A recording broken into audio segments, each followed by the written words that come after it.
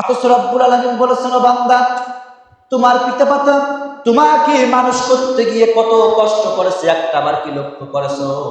জন্মের পর থেকে নিয়ে শুরু করে তোমাকে বিবাহ শাদী দেওয়া পর্যন্ত 20, 25, 30 বছর বয়স পর্যন্ত ওই পিতামাতা তোমাকে কত সুন্দর করে লালন পালন করে, তোমাকে বড় করায়, তোমাকে পড়ালেখা করায়। এইভাবে তোমাকে যখন মানুষ করে, ও বান্দা, তোমাকে মানুষ করার পরে তোমার বাবা মা কি তোমাকে বিবাহ দিতে পারবে না? এই ক্ষমতা কি তোমার বাবা মার নাই? আছে কিনা?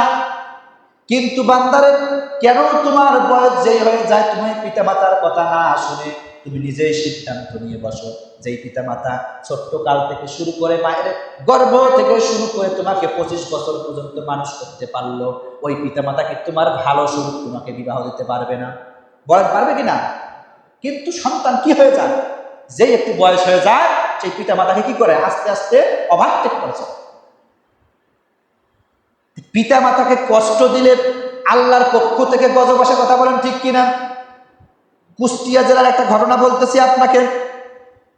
কুষ্টিয়ায় গিয়েছিলাম, আমার এক বন্ধু ডাক দিয়ে বলতেছে, বন্ধু শোনো। কি কথা বন্ধু?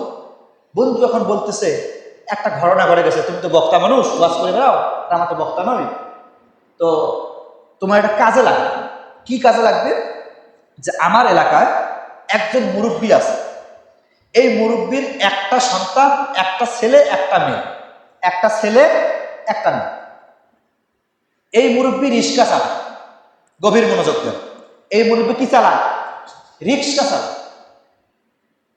রিক্সা চালাইয়া ওই ছোট্ট সন্তানটাকে গ্রামের মধ্যে 5 পাস করে আস্তে আস্তে মেট্রিক পাস করার পরে সে যখন ইন্টার যখন শেষ করছে তখন ভার্সিটি পর্যায়ে ঢাকা বিশ্ববিদ্যালয়ে চান্স পেয়েছে।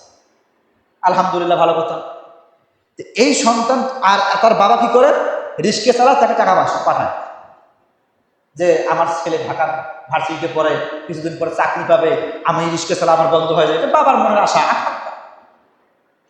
এখন এই সন্তান ঢাকার মধ্যে গিয়ে ভার্সিটির চাকরি বাকরি করার পরে সে বিসিএস ক্যাডার পর্যন্ত হয়ে গেছে।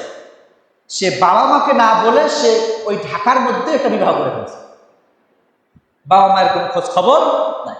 এইদিকে বাবা রিক্সা চালায় আর সন্তানকে টাকা পাঠায়। গভীর মনোযোগ দেয়। এখন এই সন্তান ঢাকা থেকে আর বাসায় আসে না, পিতা মাতার খোঁজ খবর নেয় না, মাঝে মাঝে একটু মাত্র ফোনের মধ্যে কথাবার্তা হয়। এখন কিছুদিন পর তার মনের মধ্যে জাগত হয়েছে, না একটু যাই গ্রামের বাসায়। এখন ছেলে এখন বাসায় আসছে, তার স্ত্রীকে না জানি, স্ত্রীকে যদি আবার যখন বলে আমার বাবা রিক্সা চালায়, তাহলে ওই স্ত্রী সংসার করবে? এ বলছে আমার বাবা অনেক বড় লোক, আমার বাবা তাকে মালয়েশিয়া, এই কথা বলে সে বিবাহ করছে। আর স্ত্রী যদি জানে তার বাবা রিক্সা চালাও, তাহলে সংসার টিকবে। তারপর ঘটনা হলো, ওই সন্তান একদিন সকালবেলা ভোরবেলায় কুষ্টিয়া জেলায় এসে যখন নেমেছে, হঠাৎ করে একটা রিক্সাওয়ালা সামনে, ভোরবেলা ফজরের একটু আগে আগে ভাব, রিক্সা থেকে যখন নেমেছে, রিক্সাওয়ালাকে ডাক দিয়ে বলছে, কি অমুক জায়গায় যাবেন? রিক্সাওয়ালা তখন ঠান্ডার দিন, অনেক ঠান্ডা, মাথার মধ্যে চাদর মুড়ি দিয়ে, এখন রিক্সাওয়ালা বলতেছে, জি বাবা যাবো। কোথায় যাবেন? আমি অমুক জায়গায় যাবো, অমুকের বাসা অমুক। একটু কান খাড়া করেন তো, ওই সন্তানটা যেই রিক্সার মধ্যে চলেছে, রিক্সা যখন বাড়ির দিকে যখন চলে গেছে, বাড়ির দিকে যাওয়া যেই না শেষ হয়ে গেছে, আঙ্গিনায় খুলির মধ্যে যখন চলে গেছে, সন্তান যখন রিক্সা থেকে নামবে, ওই সন্তান রিক্সা থেকে নামার সঙ্গে সঙ্গে দেখে তার ঘর থেকে একটা বুড়ি মা বের হয়েছে। এই বুড়ি মা যখন বের হয়েছে, লাঠির ওপর ভর দিয়ে হাঁটে, চোখে বেশি দেখে না, অসুস্থ চেহারা। এটা দেখে সন্তানটা ডাক দিয়ে বলল, আপনি সম্ভবত আমার মা হবেন, অনেক দিন থেকে বাসায় আসে না। এখন মা সন্তানের কথা শুনে মা এবার আচমকা হয়ে গেছে, লাঠির উপরে ভর করতে না পেরে মাটির মধ্যে পড়ে গেছে। সন্তানটা দৌড়ে গিয়ে মাকে বুকের মধ্যে জড়াই নিয়েছে, মাকে ডাক দিয়ে বলতেছেন, মা গো, তুমি তো এত অসুস্থ ছিলে না, কেন মা তুমি এত অসুস্থ হয়ে গেলা? এই দিকে হঠাৎ করে ওই সন্তান রিক্সাওয়ালার দিকে তাকাইছেন। রিক্সাওয়ালার দিকে যেই তাকাইছেন, রিক্সাওয়ালা ওই মুরব্বী ব্যক্তিটার চোখ থেকে দর দর করে পানি পড়া শুরু হয়েছে। মা এবার সন্তানের কপালের মধ্যে চুমুদি ডাক দিয়ে বলে, বাজান রে, তুমি যখন ঢাকার মধ্যে চলে গেছো, বাসায় তুমি যখন আসো না, চাকরি বাকরি করে ওখানে তুমি থাকো, এই দিক মধ্যে তোমার টেনশনে, তোমার চিন্তায় আমি অসুস্থ হয়ে গেছি। তোমার কথা মনে পড়লে আমার আর কিছু ভালো লাগে না, আমি খাইতে পারি না, বসতে পারি না, শরীরে আমার ঘুম আসে না, সারাদিন শুধুমাত্র কান্না করি, কখন আমার সন্তানটা চলে আসবে। বাজান রে, কেমনে করে তুমি আমাকে ভুলে গিয়েছিলে, কেমনে করে পিতামাতাকে ভুলে যাও? হঠাৎ করে সন্তানটা লক্ষ্য করে রিস্কেওয়ালা মুরব্বী যখন কান্নাকাটি করতেছে, তখন ওই ছেলেটা ডাক দিয়ে বলতেছে, মা, ওই মুরব্বী ব্যক্তিটা কান্নাকাটি করতেছে কেন? এখন ধারণা চোখের পানি দেখা যায়, কিন্তু মুখটা তো দেখা যায় না। ওই রিস্কাওয়ালার কেউ নাই, ওই রিস্কাওয়ালা হচ্ছেন ওই সন্তানের বাবা। এখন মা ডাক দিয়ে বলতেছে, বাজান রে, আমি অসুস্থ মানুষ, আমি রান্না বান্না করতে পারি না, কোন রকমে একটু করে রান্না বান্না করি। আর ওই যে রিস্কাওয়ালা, যা রিস্কায় তুমি চলে আসলে, তোমার গর্ভধারিণী, ওটা হচ্ছে তোমার, আমি তোমার মা, ওটা হচ্ছে তোমার বাবা। তোমার বাবা অসুস্থ চেহারা নিয়ে আমাকে দুই একটা ট্যাবলেট, দুই একটা ওষুধ খাওয়ানোর জন্য রিস্কা চালায়, কোন রকমের জীবন পার করি রে বাবা। কেন বাবা, তুমি আমাদের খোঁজ খবর দাও না, আমরা কি তোমার কাছে কোনো অপরাধ করেছি কিনা?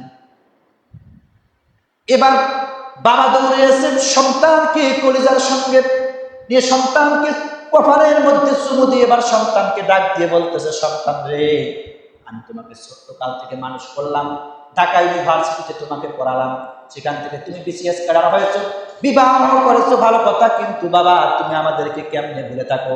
এত কষ্টের মধ্যে দিন পার করতেছি, আমার দিন গেলে বেশি টাকা ইনকাম হয় না, 50, 60, 70, 80 টাকা মাত্র আমি পাই, কারণ রিস্কায় তো আমি চালাইতে পারি না। এরকম করে কোন রকমের দিন যায়। এভাবে সন্তানের সঙ্গে যখন এই পর্যন্ত শেষ নয়, আরো ঘটনা সামনে। বাবা মাকে কিছু টাকা পয়সা দিয়ে যখন ওই সন্তান আবার ঢাকার মধ্যে ব্যাক করেছে স্ত্রীর কাছে, স্ত্রী বুঝতে পেরেছে আমার স্বামী তো বাসায় নাই, নিশ্চয়ই গ্রামের মধ্যে গিয়েছে, অথবা তার পিতামাতার খবর নিতে গিয়েছে। এই সংবাদ যখন তার কাছে পৌঁছেছে, এবার স্ত্রী ডাক দিয়ে বলতেছে, শোনো, আমার বাবা একটা ডিসিশন নিয়েছে, তোমাকে মালয়েশিয়ার মধ্যে পাঠাই দিবে। কোথায় পাঠাই দিবে? মালয়েশিয়ার মধ্যে পাঠাই দিবে। কেন? আমার তো দেশের মধ্যে আমি বিসিএস করি, আমি মালয়েশিয়া কেন যাবো? এখন এই মেয়ে তার বাবা মার সঙ্গে চক্রান্ত করাইছে যে আমার স্বামী যেন তার পিতা মাতারা যাইতে না পারে, এ কারণে দেশেই তো রাখা যাবে না, একে বিদেশে পাঠাইতে হবে। এরকম ধারণা আছে না? নাই? আছে না? প্রিয় ভাই না, এখন ভিসা প্রস্তুত, সন্তান যে বিদেশে যাবে এ সংবাদ কিন্তু বাবা মার কানে নাই। কয়েকদিনের ভেতরে ওই ছেলেটা বিদেশের মধ্যে চলে গেছে।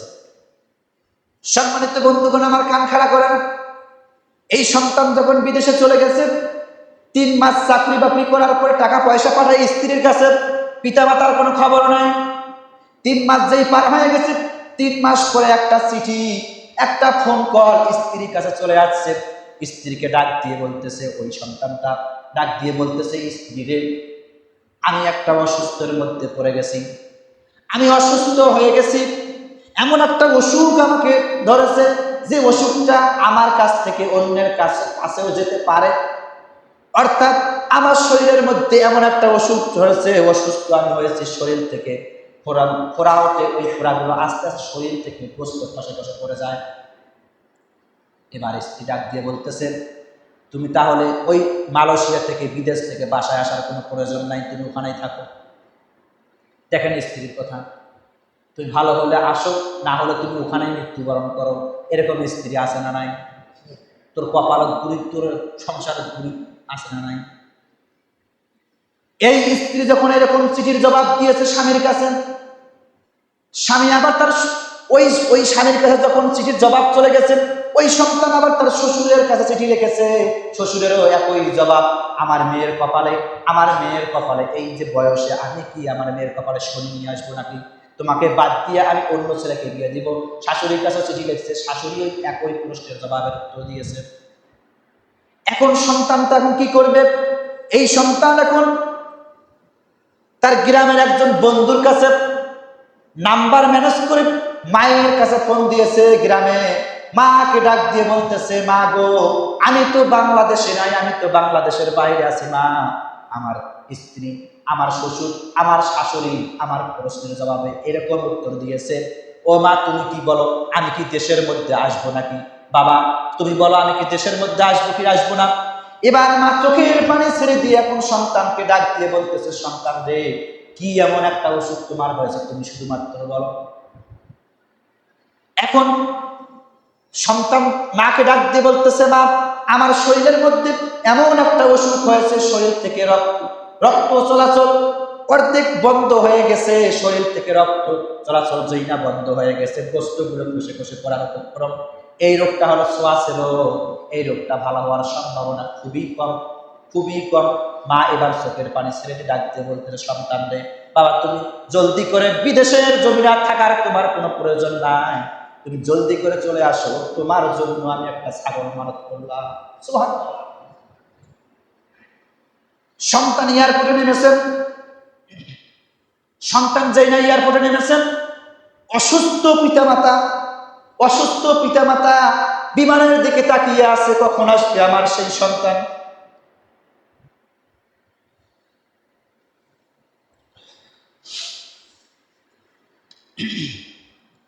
পিতামাতা তাকিয়ে আছে কখন সন্তান নামবে। সন্তান বিমান থেকে যেই লাগেজ নিয়ে যেই নেমেছেন, অসুস্থ মা সন্তানকে জড়িয়ে ধরবেন, যাইতে পারতেছে না, অসুস্থ মা। বাবা মা দুইজনে কোনো রকমকে হাত ধরাধরি করে এয়ারপোর্টে চলে গেছে, শাহজালাল বিমানবন্দর, যেখানে স্ত্রী দেখা দিচ্ছে না, শাশুড়ি দেখা দিচ্ছে না, শ্বশুর দেখা দিচ্ছে না, সেখানে গর্ভধারী পিতামাতা এয়ারপোর্টের মধ্যে হাজির হয়েছে, অনেক কষ্ট করে সন্তানকে ছোঁয়াচে রোগ এটা মানে না, সন্তানকে বুকের মধ্যে জড়িয়ে নিয়ে গেছে। বাজার এই যে আমি একটা ছাগল সঙ্গে করে নিয়ে আসছি, এই এয়ারপোর্টে আমি তোমার জন্য আল্লাহর কাছে মানত করেছি, আল্লাহ পাক যেন তোমার এই অসুখ থেকে শিফা দান করে দেবেন।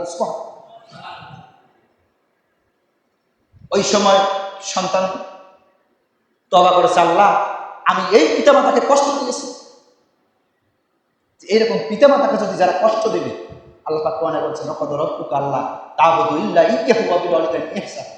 পিতামাতাকে যারা কষ্ট দিবে, পিতামাতাকে কষ্ট দেওয়ার সঙ্গে সঙ্গে আল্লাহ রাব্বুল আলামিনের আরশে আজিম থরথর করে কাঁপতে থাকে। নাউযুবিল্লাহ বলবেন না। ওরা আল্লাহ রাব্বুল আলামিন আরশ বহনকারী ফেরেশতাকে বলে, ও ফেরেশতা কি হয়েছে, আমরা আরশে আজিম কেন কাঁপতেছে, কি সমস্যা তোমার? তখন ওই ফেরেশতা আল্লাহকে বলে, আল্লাহ পৃথিবীর জমিনে তোমার বান্দাগুলো, এই বান্দা তার পিতামাতাকে কষ্ট দিয়েছে, কষ্ট দেওয়ার কারণে আমাদের ভয় হচ্ছে, আমাদের ডর হচ্ছে যে তুমি এই বান্দাকে কোন জাহান্নামের মধ্যে তুমি কি দিয়ে আগুন দিয়ে জ্বালাও। আল্লাহ রাব্বুল আলামিন ডাক দিয়ে বলে, ওই সন্তান তোমার যেহেতু সাক্ষী দিলে ওই সন্তানের বিরুদ্ধে, ওই সন্তান পিতামাতাকে কষ্ট দিয়েছে, ওই সন্তান যদি পিতামাতার পা ধরে হাত ধরে যদি ক্ষমা যদি না চায়, তাহলে তোমার জেনে রাখো আমি ওই সন্তানকে জাহান্নামের সর্বনিম্ন স্তর দেব। নাউযুবিল্লাহ। এরকম কুলাঙ্গার সন্তান আছে, তার পিতামাতার কষ্ট দেয়, আছে না না? যেখানে আপনার স্ত্রী চিনতেছে না, আপনার শ্বশুর চিনতেছে না, শাশুড়ি চিনতেছে না, সেই জায়গায় পিতামাতা এয়ারপোর্টের মধ্যে হাজির হয়েছে একটা ছাগল নিয়ে, বাবা তোমার কি হয়েছে? পরে এই পিতামাতার চোখের পানির কারণে ওই সন্তানটা সুস্থ হয়েছে। সুবহানাল্লাহ বলেন।